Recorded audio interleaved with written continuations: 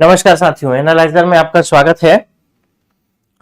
अब आज के इस वीडियो में हम जो राष्ट्रीय विधिक सेवा प्राधिकरण अधिनियम है उस अधिनियम के अध्याय 5 पर बात करेंगे और अध्याय 5 जो है वित्त, लेखा और लेखा परीक्षा के बारे में बात करता है। अध्याय 5 से प्रश्न पूछे जाने की संभावना थोड़ी कम है, लेकिन फिर भी थोड़ा थोड़ा हम लोग देख लेते हैं। इसको छोटा वीडियो होगा, ज्यादा इसमें डीप में नहीं जाएंगे।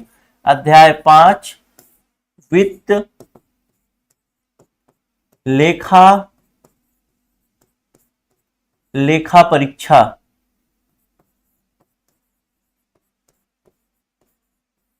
इस विषय पर हम लोग बातचीत करेंगे इसमें अध्याय 5 के अंतर्गत।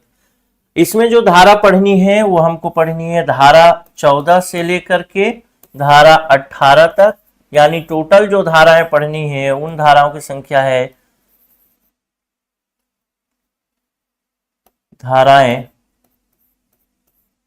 टोटल धाराएं पढ़नी है इसमें 5 धारा।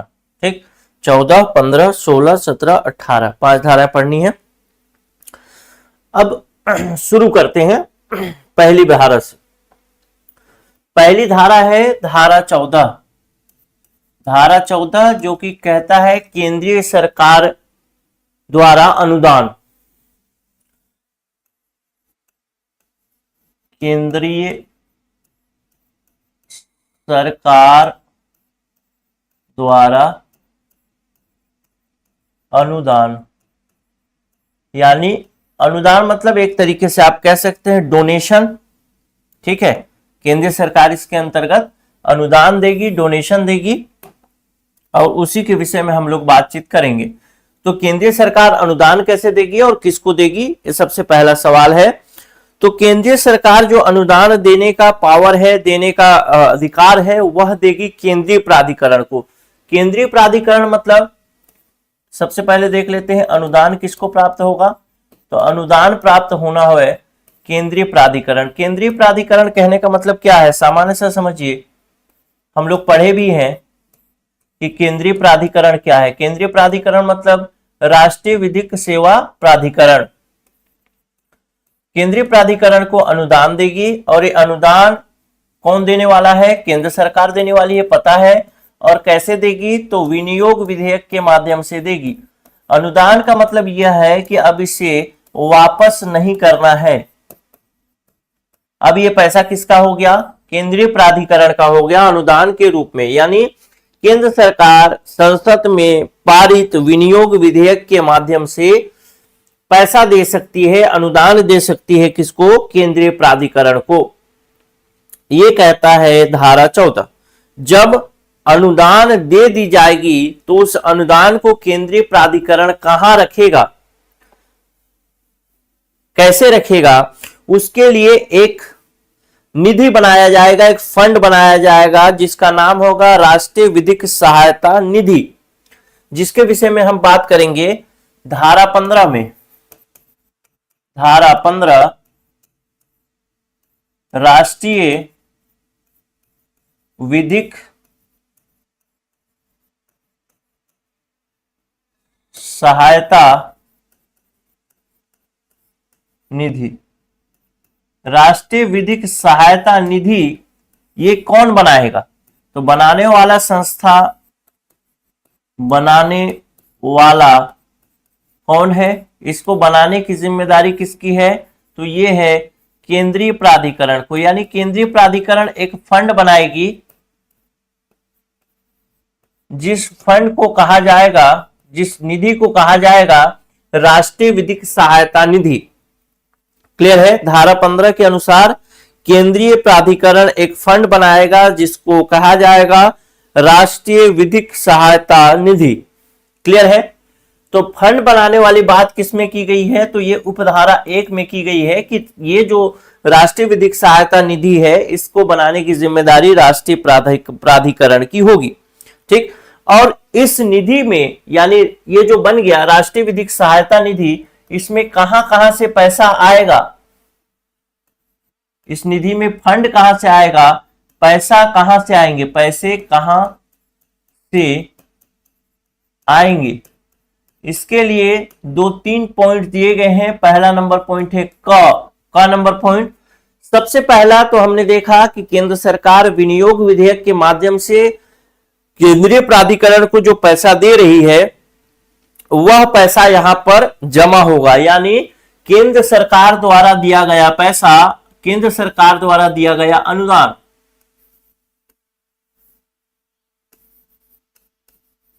केंद्र सरकार द्वारा दिया गया अनुदान, और केंद्र सरकार ये अनुदान अगर आपको थोड़ा सा ध्यान रखें तो कौन सी धारा के अंतर्गत दे रही है, तो अभी हमने पढ़ा धारा 14 के अंतर्गत केंद्र सरकार अनुदान दे सकती है विनियोग विधेयक के माध्यम से। ठीक, यानी केंद्र सरकार जो भी पैसा देगी वो इसी निधि में जमा होगा। ध्यान रखने वाली बात है कि केंद्रीय प्राधिकरण के पास जितने भी पैसे आएंगे वो इसी निधि में जमा होंगे, और केंद्रीय प्राधिकरण जो भी खर्चे करेगा वो भी इसी निधि से खर्च होगा। जैसे केंद्रीय प्राधिकरण के अंतर्गत सदस्य सचिव या फिर कोई और जिसकी कर्मचारी अधिकारी की भर्ती होनी है उसका जो भुगतान होगा वो भुगतान राष्ट्रीय विधिक सेवा निधि से नहीं होगा। क्यों? क्योंकि उसके बारे में हम लोगों ने पहले ही पढ़ चुके हैं कि वो जो भुगतान होना है वह भुगतान कहां से होना है, तो जो भारत की संचित निधि है वहां से होना है, तो उसका भुगतान यहां से नहीं किया जाएगा। लेकिन बाकी जो खर्चे हैं जैसे ऑडिट कराना है उसका खर्चा है, या फिर और भी छोटे मोटे खर्चे जो कि व्यवस्था किए जाए वो सब इसी से खर्च किए जाएंगे। ठीक, का नंबर पॉइंट तो यहां से हो गया। दूसरा ख नंबर पॉइंट, कोई व्यक्ति अगर दान देता है, आप भी दे सकते हैं, दान देता है किसको?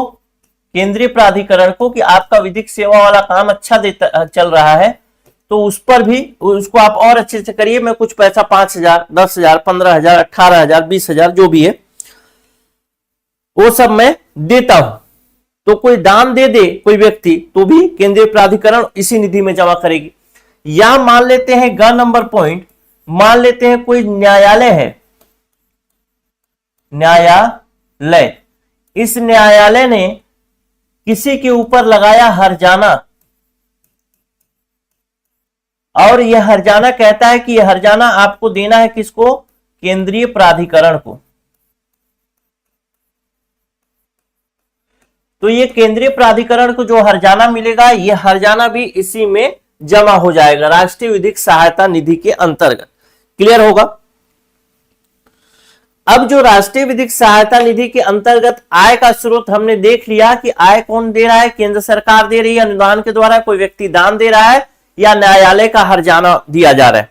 अब हम इसमें देखेंगे कि इसको ये खर्च कहां करेगी, तो खर्च देखेंगे हम उपधारा 2 के अनुसार कि ये जो निधि है राष्ट्रीय विधिक सहायता निधि, इसमें से खर्चे कैसे होंगे, तो यहां पे लिख देता हूं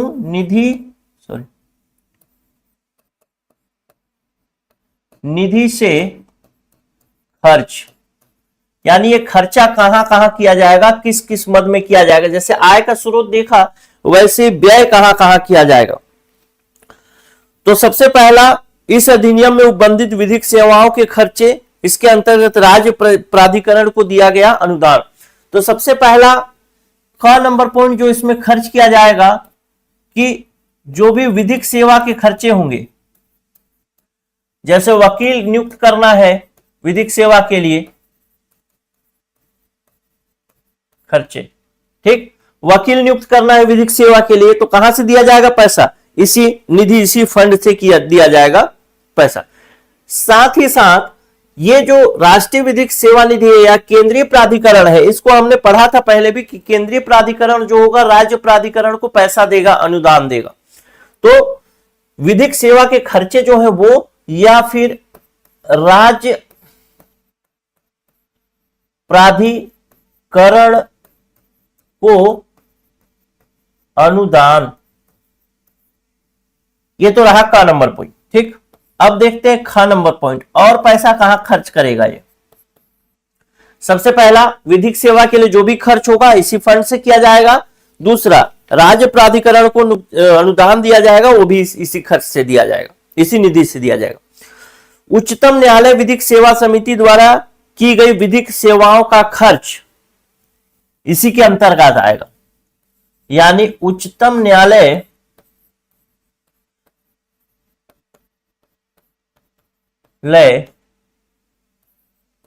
विधिक सेवा समिति, पढ़े हैं इसको।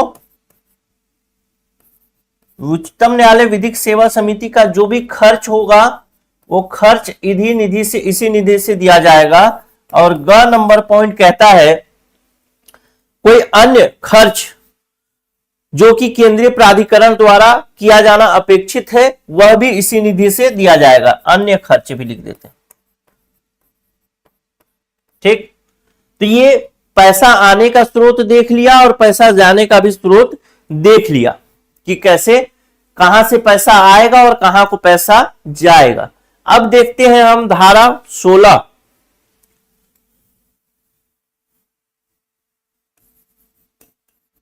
धारा 16। धारा 15 में हमने क्या देखा? धारा 15 में हमने देखा कि केंद्रीय प्राधिकरण जो है वह राज्य प्राधिकरण को अनुदान दे रहा है। अब इस अनुदान जो दिया गया, जैसे केंद्रीय प्राधिकरण को केंद्र सरकार अनुदान दे रही है, तो इस अनुदान को रखने के लिए, इस पैसा को रखने के लिए एक फंड बनाया इसने, राष्ट्रीय विधिक सेवा निधि। उसी प्रकार से राज्य प्राधिकरण को जो अनुदान दे रही है केंद्रीय प्राधिकरण, तो राज्य प्राधिकरण को भी तो एक फंड बनाना पड़ेगा, एक निधि बनाना पड़ेगा, एक अकाउंट रखना पड़ेगा, जिसको कहा जाएगा राज्य विधिक सहायता निधि।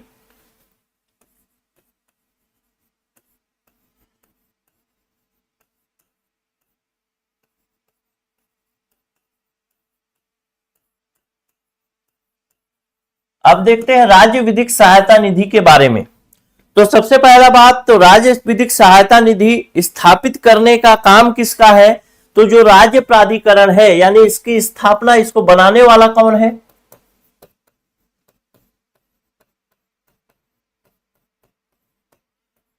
राज्य प्राधिकरण, यानी राज्य विधिक सेवा जो प्राधिकरण है वह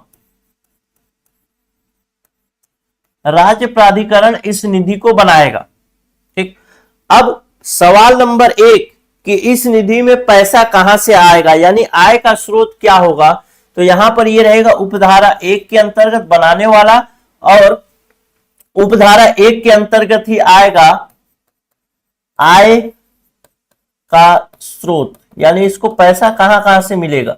तो सबसे पहला तो पैसा मिलेगा क नंबर पॉइंट, जो कि केंद्रीय प्राधिकरण ने इसको पैसा दिया ही है, तो केंद्रीय प्राधिकरण से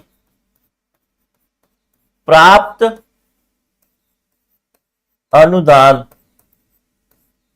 ठीक। यानी केंद्रीय प्राधिकरण जो इसको अनुदान दे रही है वह है क नंबर पॉइंट। ख नंबर पॉइंट क्या होगा कि यदि हो सकता है कि राज्य जो प्राधिकरण है और राज्य प्राधिकरण को उस राज्य की सरकार पैसा देना चाहे या कोई अन्य व्यक्ति पैसा देना चाहे, जैसे यहां पर कोई अन्य व्यक्ति दान दे रहा था, बाकी तो केंद्रीय प्राधिकरण दे रही थी, उसी प्रकार से यहां पर हो सकता है कि राज्य विधिक सहायता निधि में राज्य सरकार भी कुछ पैसा दे, कुछ योगदान दे। तो राज्य सरकार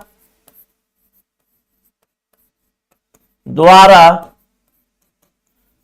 दिया गया या किसी अन्य व्यक्ति द्वारा दिया गया,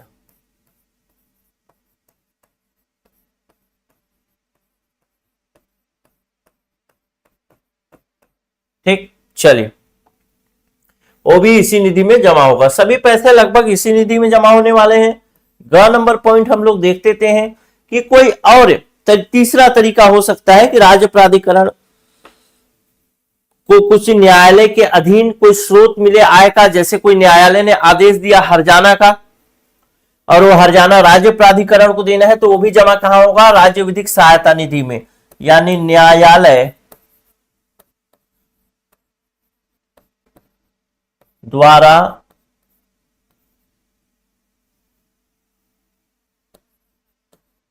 दिलवाया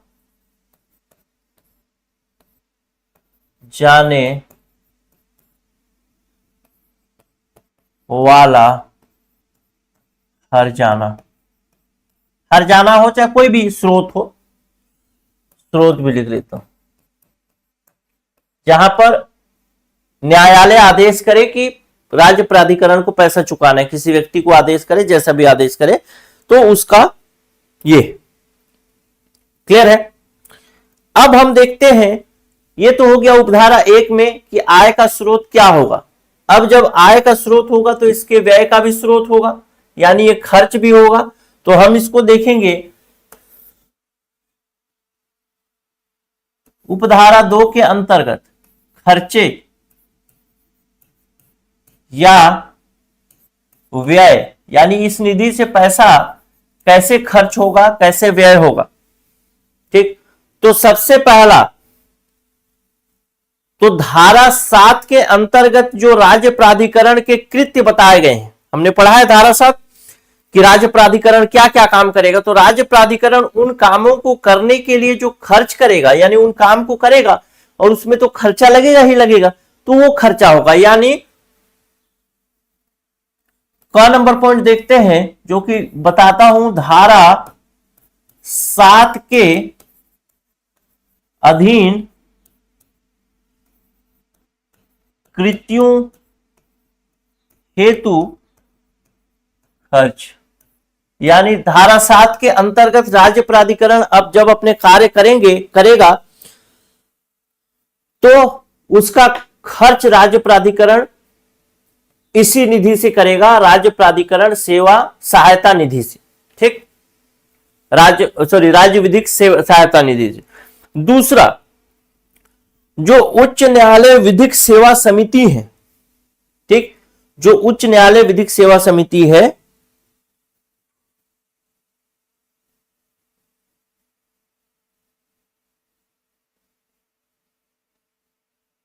एक मिनट रुकिएगा, ऐसा अनुदान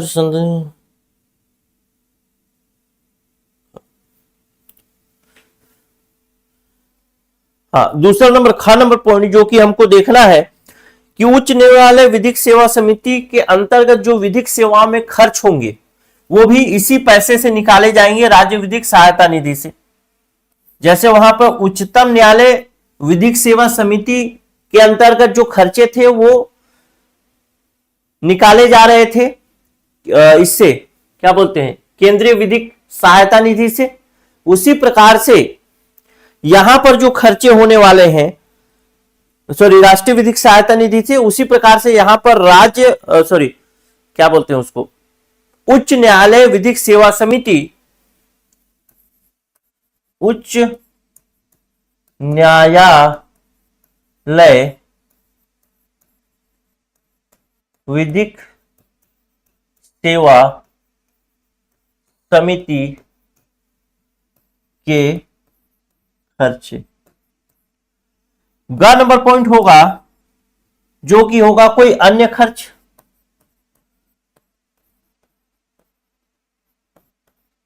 कोई अन्य खर्च जो कि राज्य प्राधिकरण से अपेक्षित हो। लेकिन एक चीज ध्यान रखिएगा मेरे दोस्त, यहां पर केंद्रीय प्राधिकरण से प्राप्त अनुदान राज्य सरकार द्वारा दिया गया, किसी अन्य व्यक्ति द्वारा, न्यायालय द्वारा दिलवाया जाने वाला हर्जाना, ये तो यहां पर जमा हो रहा है। खर्चे में हमने देख लिया कि धारा 7 के अधीन कृत्यों हेतु खर्च करेगा, उच्च न्यायालय की विधिक सेवा समिति खर्च करेगा, अन्य खर्चे करेगा। ठीक है, अब अगर आप देखेंगे, एक मिनट रुकिएगा,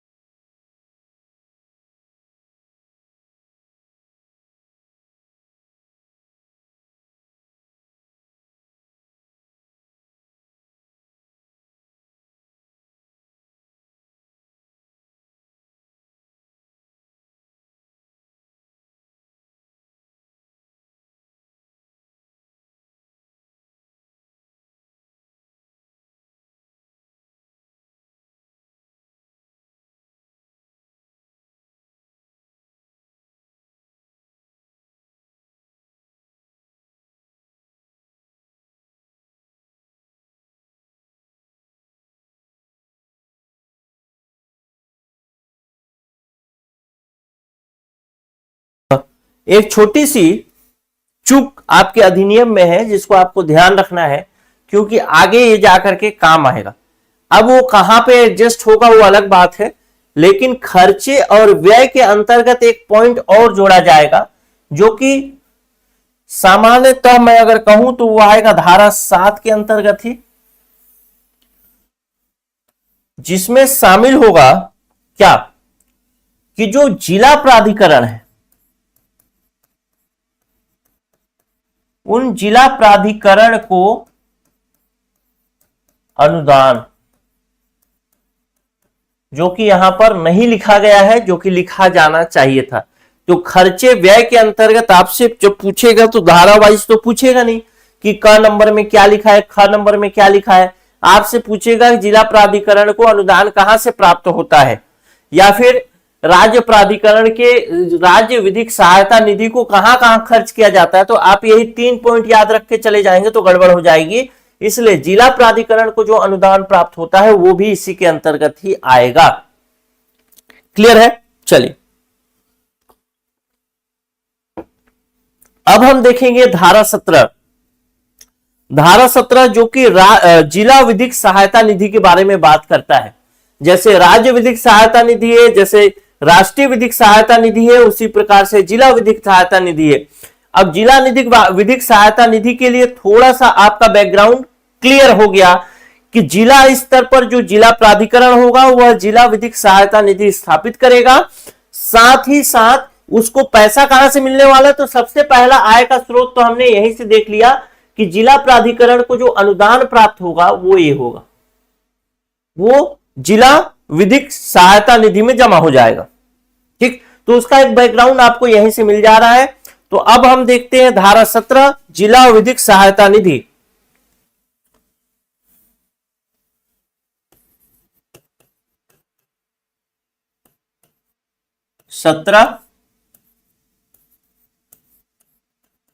जिला विधिक सहायता निधि। जिला विधिक सहायता निधि के अंतर्गत हम देखेंगे सबसे पहला उपधारा 1, और इसमें देखेंगे बनाने वाला कौन होगा,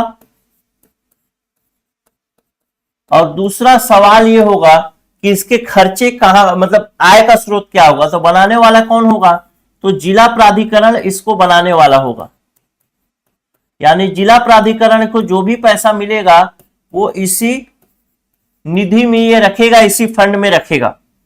दूसरा, इसका खर्चा, इसका आय का स्रोत क्या होगा, कहां कहां से इसको जमा मिलेंगे, डिपॉजिट होंगे इस निधि में। तो इसको देखते हैं आय के स्रोत के अंतर्गत, यानी आय कहां से होगा।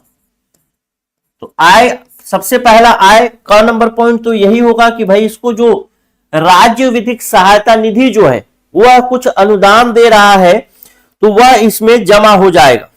ठीक, राज्य प्राधिकरण द्वारा जिला प्राधिकरण को संदत्त सभी धनराशियां या अनुदान, तो राज्य प्राधिकरण जो भी पैसा देगा, राज्य प्राधिकरण मतलब कहां से पैसा देगा, राज्य प्राधिकरण, राज्य प्राधिकरण इसी निधि में से निकाल करके पैसा देगा राज्य विधिक सहायता निधि से।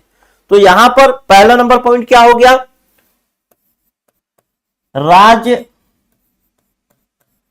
प्राधिकरण द्वारा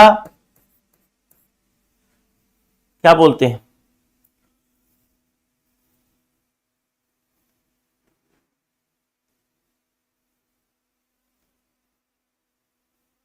द्वारा दिया गया कोई भी धन राशि होगा वो इसी में जमा होगा।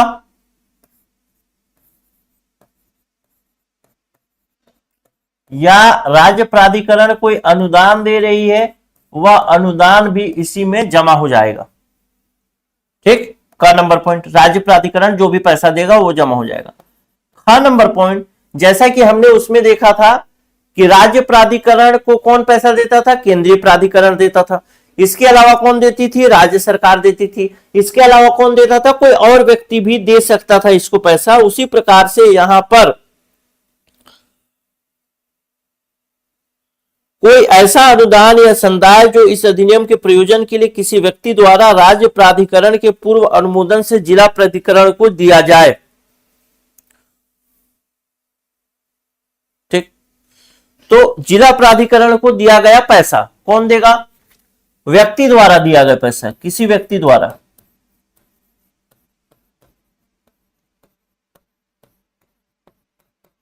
किसी व्यक्ति द्वारा दिया गया जो भी अनुदान होगा, जो पैसा होगा, वो भी इसी में जमा होगा। ध्यान रखने वाली बात यह है कि जब भी कोई पैसा देगा व्यक्ति किसी जिला प्राधिकरण को, तो उससे पहले राज्य प्राधिकरण जो है वह उसके विषय में स्वीकृति देगा बस। ठीक, किसी व्यक्ति द्वारा, लेकिन राज्य प्राधिकरण की स्वीकृति से, क्योंकि यहीं पे भ्रष्टाचार सबसे ज्यादा हो सकता है, इसीलिए स्वीकृति वाला मामला रखा गया है। ठीक, और तीसरा तो वही है, कोई न्यायालय के आदेश द्वारा हर्जाना जुर्माना मिले इसको। ग नंबर पॉइंट, न्यायालय के आदेश से कोई हर्जाना मिले या कोई अन्य स्रोत हो, जो भी हो। ठीक, स्रोत का स्पेलिंग गलत हो गया, तो ये यहां से इसके आय होंगे, बहुत सामान्य है। अब व्यय कहां करेगा? तो धारा 10 और धारा 11 ख, धारा 11 ख क्या था? तो धारा 10 और धारा 11 ख जो है वो है आपका वो वाला, क्या बोलते हैं उसको,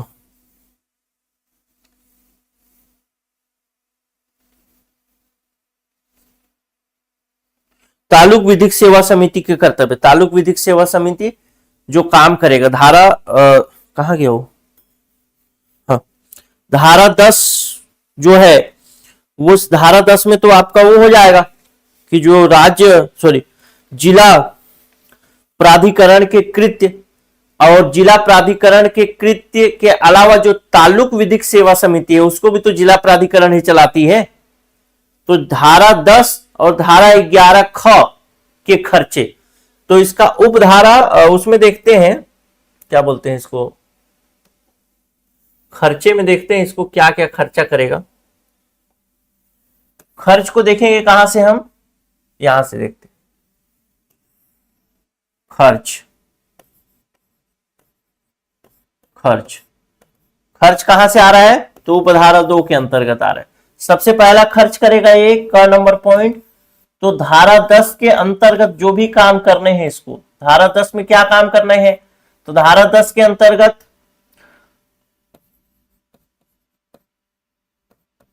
जो जिला प्राधिकरण के कृत्य बताए गए हैं वो काम करने हैं।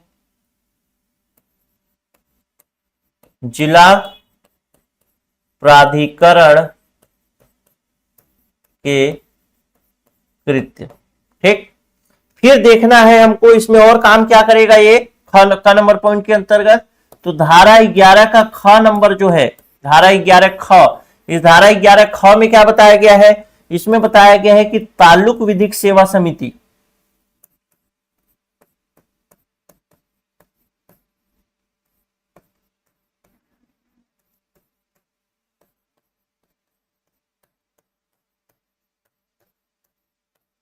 के कृत्य, तो इसमें तालुक विधिक सेवा समिति का कृत्य भी इसी को परफॉर्मेंस करना है, राज्य प्राधिकरण के कृत्य भी यही करने वाला है, ठीक। तो उसमें जो भी खर्च होंगे वो सारे खर्च इसी जिला विधिक सहायता निधि से दिया जाएगा। इसके बाद दूसरा नंबर है, इसको किसी को अनुदान वगैरह तो देना नहीं है, अनुदान तो राज्य जैसे देता था वैसा अनुदान तो इसको देना नहीं है, राज्य प्राधिकरण या केंद्रीय प्राधिकरण देता था उस तरीके से। और यहां पर उच्च न्यायालय विधिक सेवा समिति के खर्चे जैसे इसमें थे, और यहां पर तालुक विधिक सेवा समिति के खर्चे को क पॉइंट में ही कवर कर दिया, तो इसके लिए नहीं तो ख पॉइंट रखता, तो फिर इसमें भी 3 हो जाता। अगर इसको ख कर दिया जाए इसको तो 3 हो जाएगा, लेकिन एक ही पॉइंट में निपटा दिया इसको कि धारा 10 और धारा 11 ख जो तालुक विधिक सेवा समिति है, दोनों के खर्चे यहीं से देने हैं। ख नंबर पॉइंट लिख लेते हैं, जो अन्य खर्चे, अन्य खर्च जो भी अपेक्षित हो।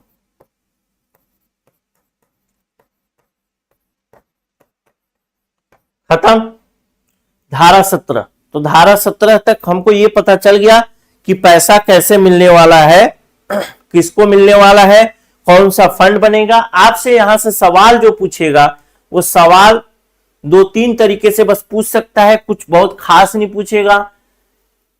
केंद्रीय सरकार अनुदान कौन सी धारा के अंतर्गत देती है? 14। कैसे देती है? विनियोग विधेयक के माध्यम से। ये सब नहीं पूछेगा, पूछेगा तो फैक्चुअल एक ही पूछेगा। डीप में पूछना हो तो इसमें पूछेगा राष्ट्रीय विधिक सहायता समिति सहायता निधि कौन बनाता है, उसको कहां कहां से पैसा आता है, कहां कहां खर्च करता है। उसके बाद राज्य विधिक सहायता निधि के बारे में पूछेगा, पूछ सकता है अगर डीप में पूछे तो। नहीं तो फिर धारा पूछेगा कि धारा 16 में क्या वर्णन है, राज्य विधिक सहायता निधि का वर्णन कौन सी धारा में, ऐसे पूछेगा। ठीक, चलिए अब देखते हैं हम लोग धारा 18। हमने वित्त देखा है, अभी वित्त देखा है मतलब हमने जो ये कहा गया वो पेपर, हाँ, अध्याय 5 के अंतर्गत जो हम लोग को देखना था वित्त, लेखा और लेखा परीक्षा, 3 चीजें देखनी थी। तो हमने वित्त देख लिया कि केंद्रीय प्राधिकरण को वित्त कहां से आ रहा है, राज्य प्राधिकरण को वित्त कहां से आ रहा है, जिला प्राधिकरण को वित्त कहां से आ रहा है, वो सब हमने देख ली। अब हम देखेंगे कि जो लेखा अकाउंटिंग होगी और उसकी लेखा परीक्षा, तो अब केवल एक ही धारा बचा है जो कि धारा 18। तो धारा 18 में हमको ये सारी चीजें देखनी पड़ेंगी। तो धारा 18 जो कि होगा लेखा एवं लेखा परीक्षा। अगर अंग्रेजी में आप बोलेंगे तो लेखा को बोलेंगे accounts, accounts and audit. Accounts and audit में बहुत सामान्य सी बात समझ लीजिए। अकाउंट का मतलब होता है कि जो खर्चे आपने कहीं किए हैं उस खर्चे को आपको उसमें लिखना है। क्या आपने सच में उसी मद में खर्चा किया है, उसको जांचने का जो काम होता है उसको कहा जाता है ऑडिट, यानी लेखा परीक्षा। लेखा में आप क्या करते हैं, सभी खर्चे जो करते हैं या फिर जो आपका आय का स्रोत है, जो भी है आपका आय व्यय, उसको लिखते हैं और ऑडिट में उसकी जांच होती है कि आपने जो लिखा है वो सही हो लिखा है। अब ऑडिट में जांच के कई तरीके हो सकते हैं। आजकल जो गवर्नमेंट कई जगहों पे सोशल ऑडिट को अपनाने लगी है, लेकिन सामान्य तौर पर सोशल ऑडिट की जब बात आती है तो वो आती है ग्राम पंचायत स्तर पर, ग्राम के स्तर पर, यानी जनता के स्तर पर। चूंकि यहां पर जनता का कोई काम नहीं है तो यहां पर नॉर्मल ऑडिट की बात होगी। नॉर्मल ऑडिट कहने का मतलब जैसे कि इसमें लिखा गया अकाउंट्स एंड ऑडिट के अंतर लेखा में लिखा गया कि कोई पेपर मंगाया गया जो कि 10,000 का है, तो 10,000 का पेपर मंगाया गया तो सच में मंगाया गया है कि नहीं मंगाया गया है, इसके लिए जांचने का क्या तरीका है, इस पेपर का बिल होना चाहिए उसी डेट पर जीएसटी वाला। अगर ये है तो उसको सही मान जाएगी, नहीं होगा तो नहीं मानेगी। जो भी तरीके होते होंगे जांचने के वो अलग होते हैं, लेकिन एक सामान्य मैं आपको बताया। ठीक, तो इसके अंतर्गत हम लोग विभिन्न धाराओं को देखने और समझने की कोशिश करेंगे। वैसे बहुत आसान है, कोई दिक्कत नहीं है। इसके अंतर्गत पहली उपधारा कहता है, जो कि बताता है लेखा का प्रारूप और वार्षिक विवरण। लेखा मतलब लेखा या अभिलेख बोल सकते हैं, अभिलेख छोड़ दीजिए, लेखा लिख देता हूं। लेखा का लेखा और वार्षिक विवरण का प्रारूप। ये कैसे निर्धारित होगा कि उसको किस टाइप से अकाउंट्स मेंटेन करना है, यानी अगर ऐसा मान लेते हैं कॉपी है तो पहले यहाँ पे सीरियल नंबर होगा, यहाँ पे पहले उसको मूल्य लिखना है, या फिर पहले सामान लिखना है कि यहाँ पे कागज लिया, या फिर यहाँ पर क्या लिखना है, कितना प्रति लिया वो पहले लिखना है, कि यहाँ पर कितना मूल्य हुआ वो पहले लिखना है। ये सब चीजें डिसाइड करने की बात कर रहे हैं। यानी लेखा और वार्षिक विवरण, यानी अकाउंट तो समझ गए, वार्षिक विवरण मतलब एनुअल स्टेटमेंट, यानी वर्ष भर में आपने कितना लिया दिया, ये सब चीजें एनुअल स्टेटमेंट में कवर होगी। तो उसका प्रारूप कैसा होगा, ये कैसे निर्धारित होगा, तो यह निर्धारित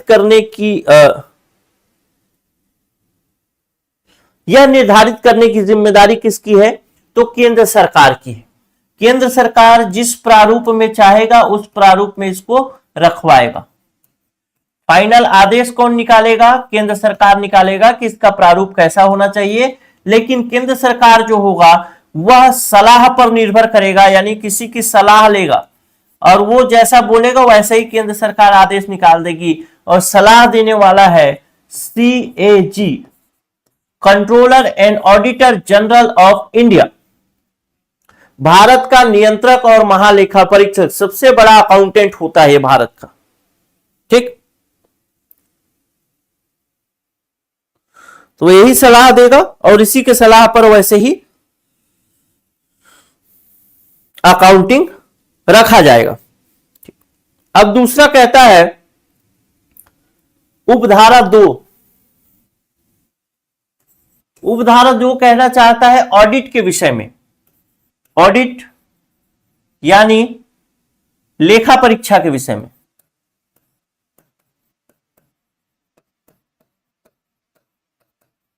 लेखा परीक्षा के विषय में बात करता है, ऑडिट यानी लेखा परीक्षा के विषय में।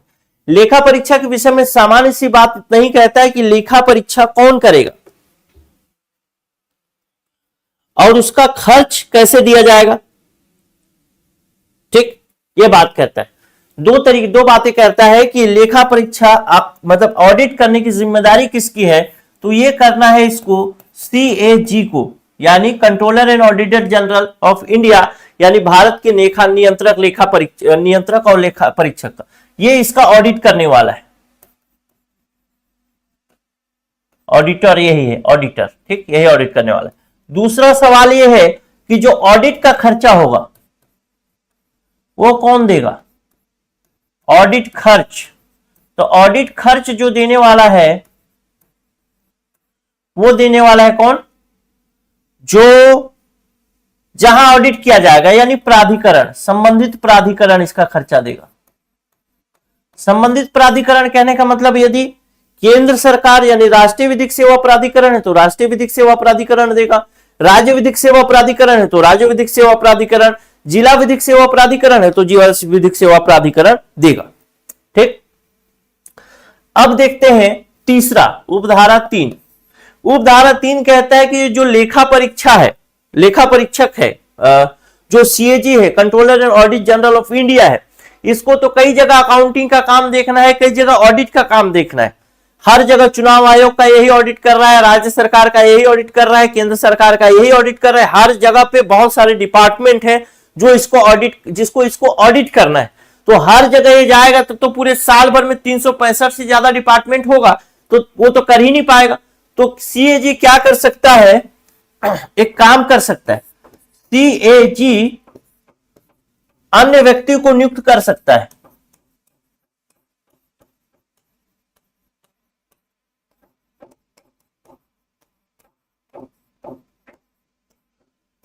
ठीक, अन्य व्यक्ति को नियुक्त कर सकता है ऑडिटिंग के लिए, और अन्य व्यक्ति के वही अधिकार होंगे जो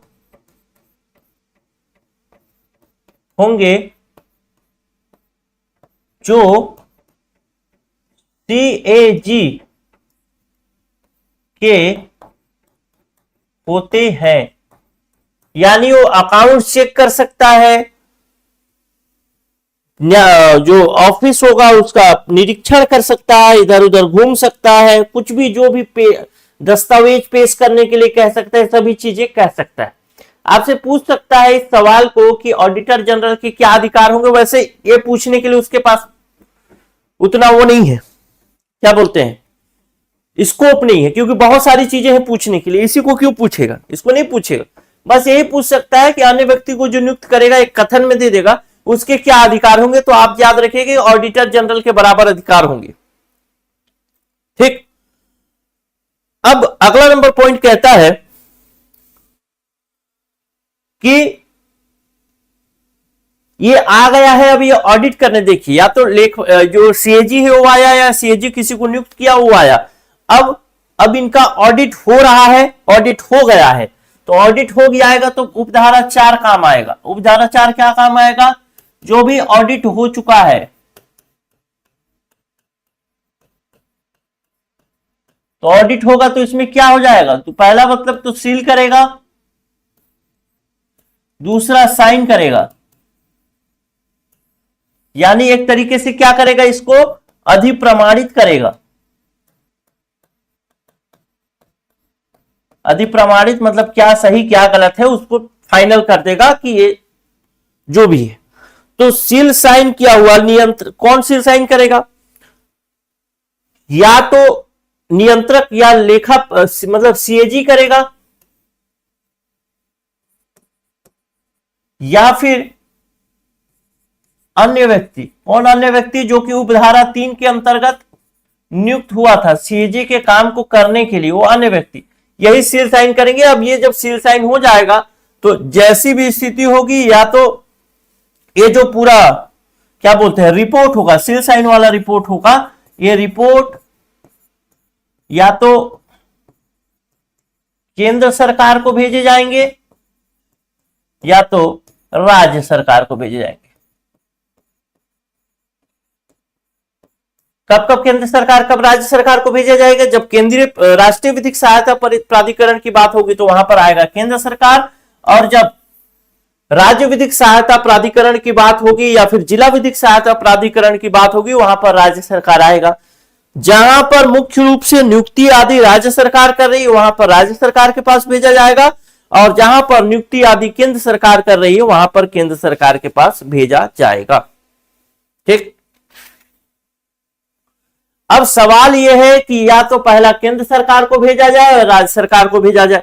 अगर ये जो रिपोर्ट है, ऑडिट रिपोर्ट, अधिप्रमाणित ऑडिट रिपोर्ट केंद्र सरकार को भेजा जाता है तो केंद्र सरकार क्या करेगी? तो केंद्र सरकार उपधारा 5 के अंतर्गत कार्यवाही करेगी, और उपधारा 5 के अंतर्गत कार्यवाही क्या करेगी? ऐसी रिपोर्ट को वो पेश करेगी कहां? संसद में।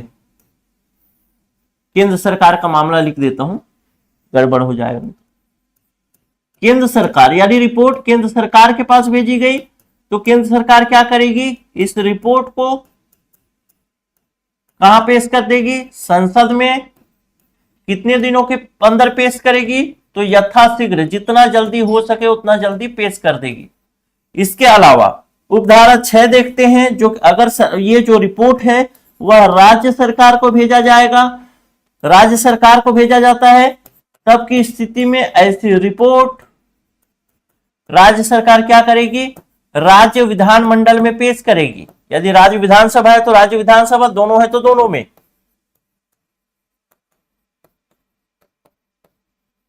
कब करेगी? कितना तिथि के अंदर, कितना समय के अंदर? तो यथाशीघ्र, जितनी जल्दी हो सके। क्लियर है? तो ये इतने ही तक था धारा 18। अब हम देखेंगे धारा 19, जिसमें हम देखेंगे लोक अदालत के बारे में, और वहां से प्रश्न पूछा जाना थोड़ा संभावित है। तो मिलता हूं अगले वीडियो में। नमस्कार, जय हिंद।